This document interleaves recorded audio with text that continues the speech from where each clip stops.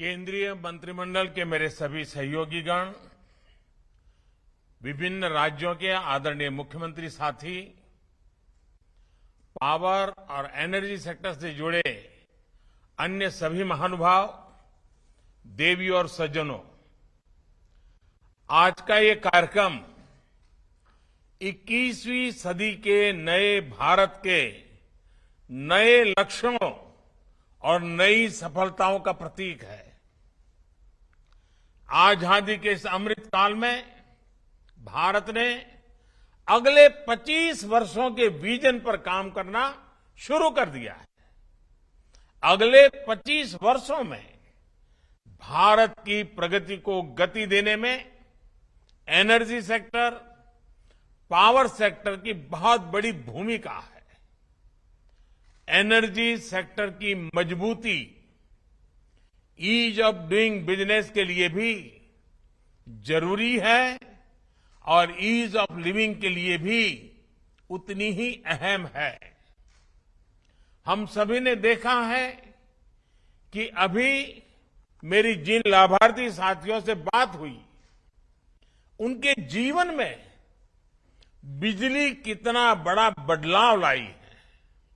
साथियों, आज हजारों करोड़ रुपयों के जिन प्रोजेक्ट्स की लॉन्चिंग और लोकार्पण हुआ है, वो भारत की एनर्जी सिक्योरिटी और ग्रीन फ्यूचर की दिशा में एक अहम कदम है। ये प्रोजेक्ट रिन्यूएबल एनर्जी के हमारे लक्ष्यों, ग्रीन टेक्नोलॉजी के हमारे कमिटमेंट और ग्रीन मोबिलिटी की हमारी आकांक्षाओं को बल देने वाले हैं। इन प्रोजेक्ट से देश में बहुत बड़ी संख्या में ग्रीन जॉब्स का भी निर्माण होगा। ये प्रोजेक्ट भले ही तेलंगाना, केरला, राजस्थान, गुजरात और लद्दाख से जुड़े हैं, लेकिन इनका लाभ पूरे देश को होने वाला है। साथियों, हाइड्रोजन गैस से देश की गाड़ियों से लेकर देश की रसोई तक चले, इसको लेकर बीते वर्षों में बहुत चर्चा हुई है। आज इसके लिए भारत ने एक बहुत बड़ा कदम उठाया है। लद्दाख और गुजरात में ग्रीन हाइड्रोजन, उसके 2 बड़े प्रोजेक्ट पर आज से काम शुरू हो रहा है। लद्दाख में लग रहा प्लांट देश में गाड़ियों के लिए ग्रीन हाइड्रोजन का उत्पादन करेगा। ये देश का पहला प्रोजेक्ट होगा जो ग्रीन हाइड्रोजन आधारित ट्रांसपोर्ट के कमर्शियल इस्तेमाल को संभव बनाएगा। यानी लद्दाख देश का पहला स्थान होगा जहां बहुत ही जल्द फ्यूल सेल इलेक्ट्रिक व्हीकल चलने शुरू होंगे। ये लद्दाख को कार्बन न्यूट्रल क्षेत्र बनाने में भी मदद करेगा। साथियों, देश में पहली बार गुजरात में पाइप नेचुरल गैस में ग्रीन हाइड्रोजन की ब्लेंडिंग का भी प्रोजेक्ट शुरू हुआ है। अभी तक हमने पेट्रोल और हवाई ईंधन में इथेनॉल की ब्लेंडिंग की है। अब हम पाइप नेचुरल गैस में ग्रीन हाइड्रोजन ब्लेंड करने की तरफ बढ़ रहे हैं। इससे नेचुरल गैस के लिए विदेशी निर्भरता में कमी आएगी और जो पैसा विदेश जाता है वो भी देश के ही काम आएगा। साथियों, 8 साल पहले देश के पावर सेक्टर की क्या स्थिति थी, ये इस कार्यक्रम में बैठे सभी दिग्गज साथियों को पता है। हमारे देश में ग्रिड को लेकर दिक्कत थी। ग्रिड फेल हुआ करते थे, बिजली का उत्पादन घट रहा था, कटौती बढ़ रही थी, डिस्ट्रीब्यूशन सिस्टम पूरी डावाडोल थी।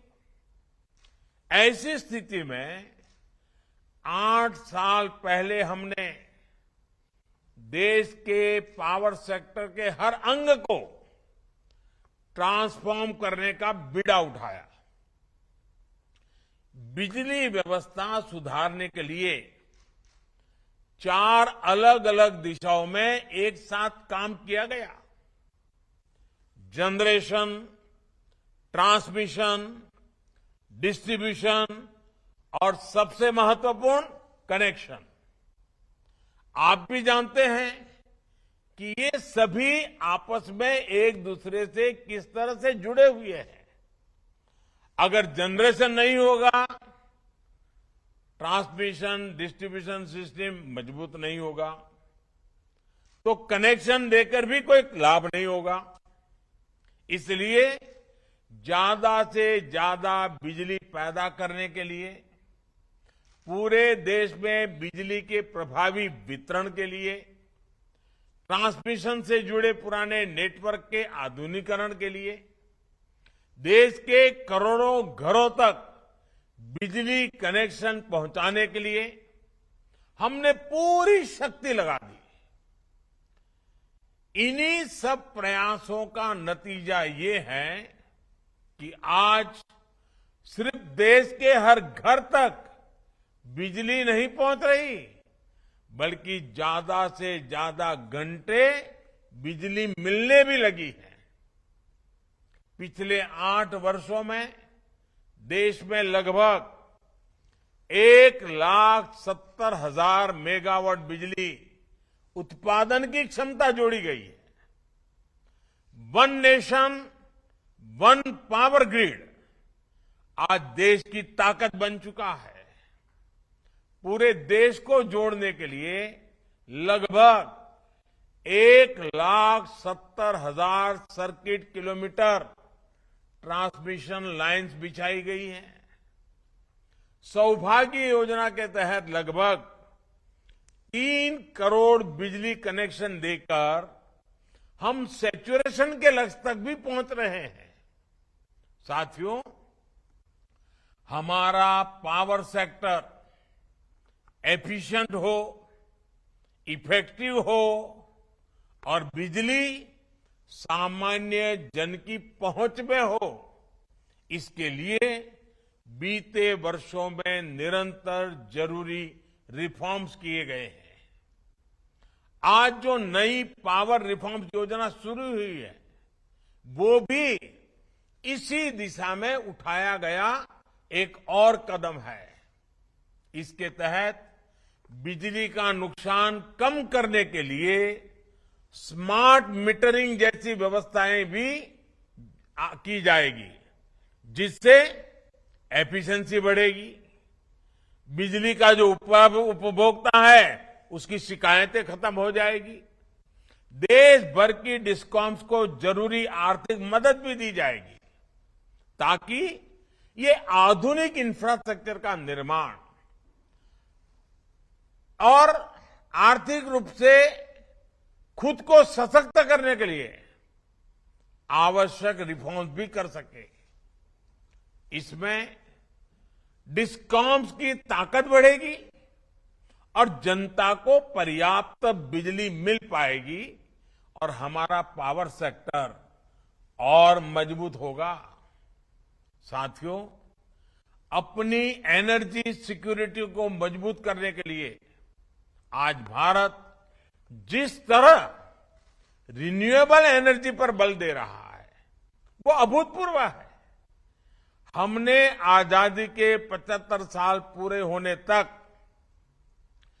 175 गीगावाट रिन्यूएबल एनर्जी ये कैपेसिटी तैयार करने का संकल्प लिया था।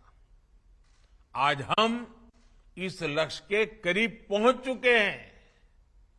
अभी तक नॉन फोसिल सोर्सेज से लगभग 170 गीगावाट कैपेसिटी इंस्टॉल भी हो चुकी है।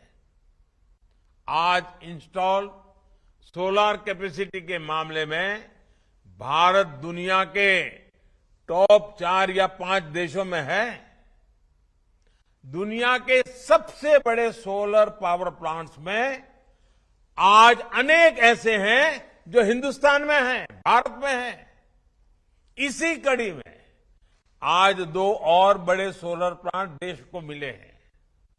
तेलंगाना और केरला में बने ये प्लांट देश के पहले और दूसरे नंबर के सबसे बड़े फ्लोटिंग सोलर प्लांट्स हैं।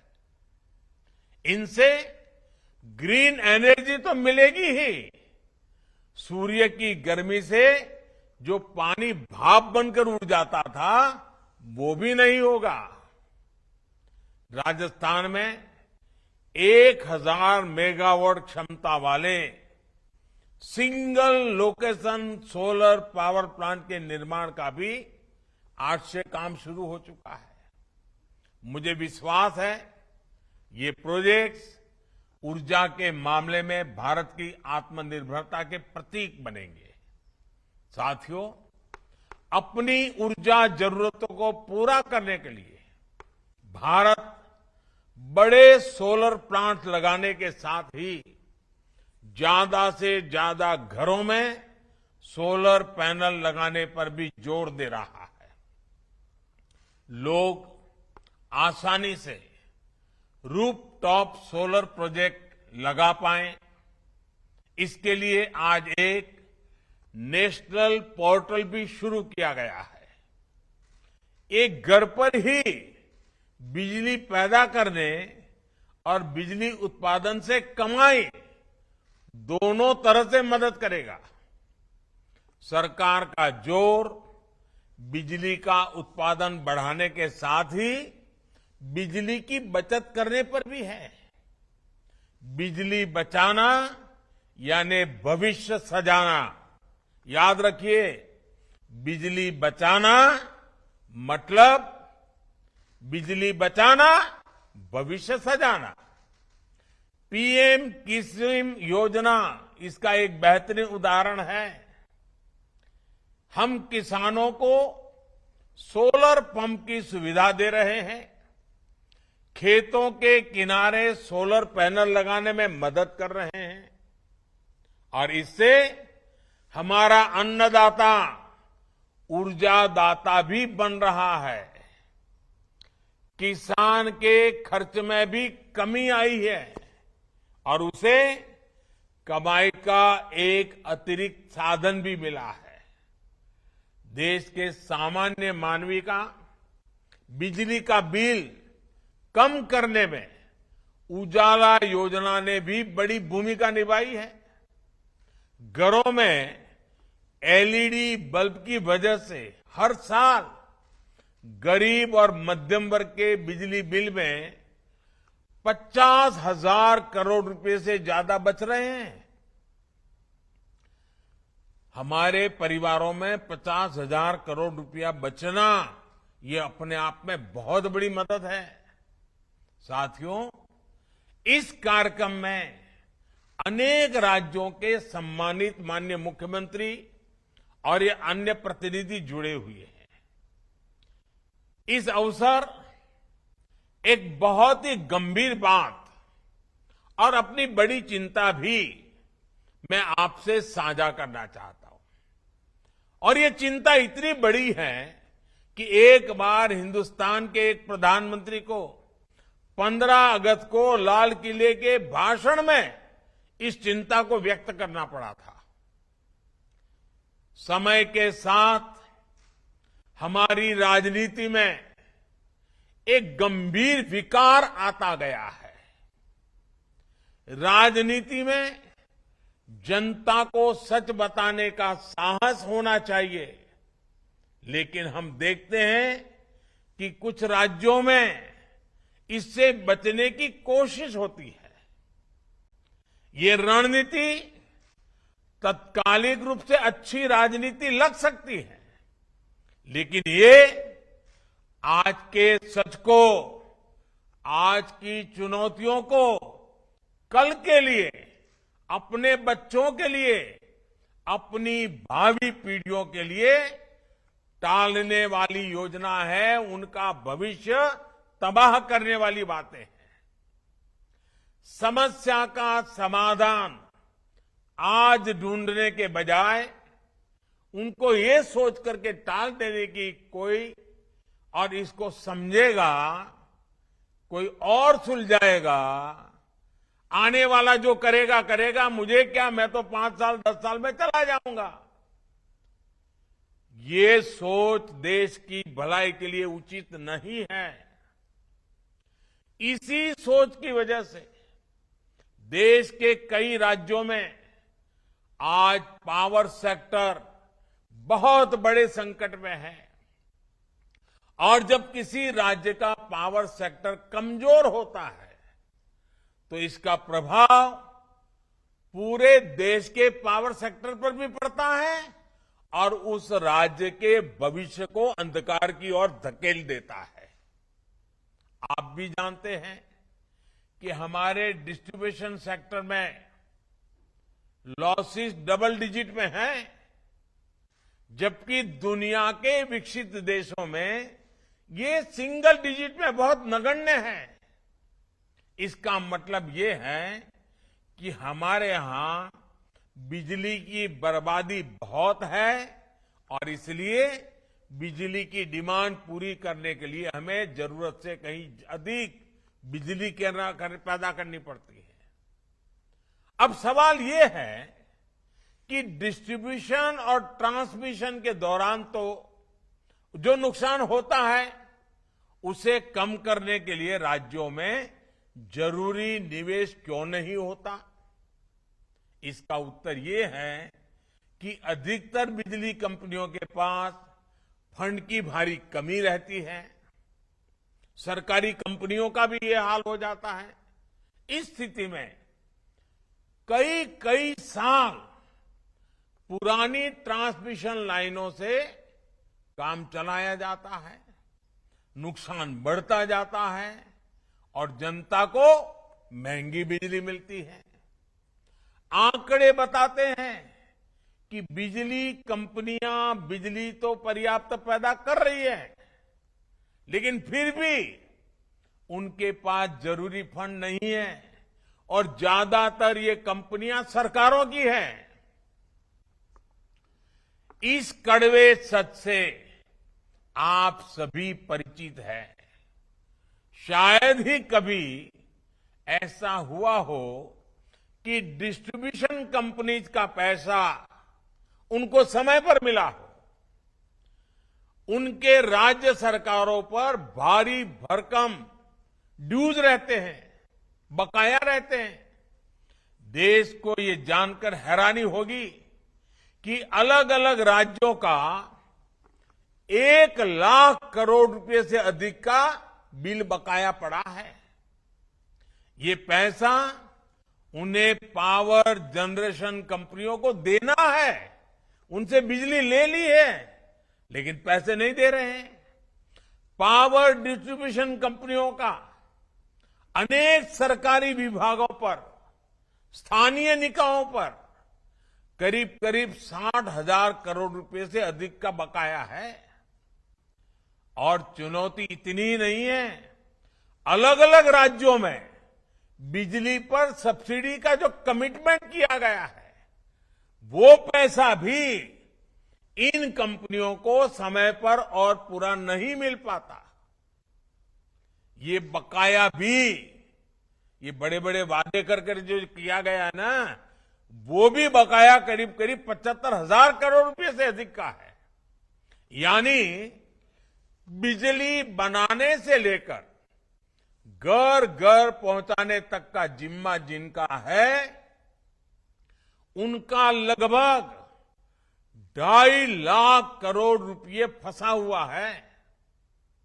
ऐसी स्थिति में इंफ्रास्ट्रक्चर पर, भविष्य की जरूरतों पर निवेश हो पाएगा कि नहीं हो पाएगा? क्या हम देश को, देश की आने वाली पीढ़ी को अंधेरे में जीने के लिए मजबूर करना है क्या? साथियों, ये जो पैसा है सरकार की ही कंपनियां, कुछ प्राइवेट कंपनियां हैं, उनकी लागत का पैसा है। अगर वो भी नहीं मिलेगा तो फिर कंपनियां न विकास करेगी, न बिजली के नए उत्पादन होंगे, न जरूरतें पूरी होगी। इसलिए हमें स्थिति की गंभीरता को समझना होगा और बिजली का कारखाना लगाना है तो 5-6 साल के बाद बिजली आती है, कारखाना लगाने में 5-6 साल चला जाता है। इसलिए मैं सभी देशवासियों को हाथ जोड़ करके प्रार्थना करता हूं, देश के उज्जवल भविष्य के लिए प्रार्थना करता हूं। हमारा देश अंधकार में न जाए, इसके लिए जागरूक होने की जरूरत है। और इसलिए मैं कहता हूं, ये राजनीति का नहीं, ये राष्ट्र नीति और राष्ट्र निर्माण का सवाल है। बिजली से जुड़े पूरे सिस्टम की सुरक्षा का सवाल है। जिन राज्यों के ड्यूज पेंडिंग है, मेरा उनसे आग्रह है कि वे जितना जल्दी संभव हो सके इन चीजों को क्लियर करें। साथ ही उन कारणों पर भी ईमानदारी से विचार करें कि जब देशवासी ईमानदारी से अपना बिजली का बिल चुकाते हैं, तब भी कुछ राज्यों का बार बार बकाया क्यों रहता है? देश के सभी राज्यों द्वारा इस चुनौती का उचित समाधान तलाशना आज समय की मांग है। साथियों, देश के तेज विकास के लिए बहुत जरूरी है कि पावर और एनर्जी सेक्टर का इंफ्रास्ट्रक्चर हमेशा मजबूत रहे, हमेशा आधुनिक होता रहे। हम उस स्थिति की कल्पना भी कर सकते हैं कि अगर बीते 8 वर्षों में सबके प्रयास से इस सेक्टर को नहीं सुधारा गया होता तो आज ही कितनी मुसीबतें आकर के खड़ी हो गई होती। बार बार ब्लैकआउट होते, शहर हो या गांव, कुछ घंटे ही बिजली आती, खेत में सिंचाई के लिए किसान तरस जाते, कारखाने थम जाते। आज देश का नागरिक सुविधाएं चाहता है, मोबाइल फोन की चार्जिंग जैसी चीजें उसके लिए रोटी, कपड़ा और मकान जैसी जरूरत बन गई है। बिजली की स्थिति पहले जैसी होती तो कुछ भी नहीं हो पाता। इसलिए बिजली सेक्टर की मजबूती हर किसी का संकल्प होना चाहिए, हर किसी का दायित्व होना चाहिए, हर किसी को इस कर्तव्य को निभाना चाहिए। हमें याद रखना है, हम अपने अपने दायित्वों पर खरे उतरेंगे तभी अमृतकाल के हमारे संकल्प सिद्ध होंगे। आप लोग भली भांति, मैं गांव के लोगों से अगर बात करूंगा तो मैं कहूंगा कि घर में सब हो, घी हो, तेल हो, आटा हो, अनाज हो, मसाले हो, सब्जी हो, सब हो, लेकिन चूल्हा जलने की व्यवस्था न हो तो पूरा घर भूखा रहेगा कि नहीं रहेगा? ऊर्जा के बिना गाड़ी चलेगी क्या? नहीं चलेगी। जैसे घर में अगर चूल्हा नहीं जलता है, भूखे रहते हैं, देश में भी अगर बिजली की ऊर्जा नहीं आई तो सब कुछ थम जाएगा। और इसलिए मैं आज देशवासियों के सामने बहुत गंभीरतापूर्वक और सभी राज्य सरकारों को करबद्ध प्रार्थना करते हुए मैं आग्रह करता हूं कि आइए हम राजनीति के रास्ते से हट करके राष्ट्र नीति के रास्ते पर चल पड़े। हम मिलकर के देश को भविष्य में कभी भी अंधेरे में न जाना पड़े, इसके लिए आज से ही काम करेंगे, क्योंकि बरसों लग जाते हैं इस काम को करने में। साथियों, मैं ऊर्जा परिवार के सभी साथियों को बधाई देता हूं इतने बड़े भव्य आयोजन के लिए। देश के कोने कोने में बिजली को लेकर के इतनी बड़ी जागरूकता बनाने के लिए एक बार फिर नए प्रोजेक्ट की भी मैं बहुत बहुत बधाई देता हूं। पावर सेक्टर से जुड़े सभी स्टेक होल्डर्स को शुभकामनाएं देता हूं। मेरी तरफ से आप सबको उज्जवल भविष्य की अनेक अनेक शुभकामनाएं। बहुत बहुत धन्यवाद।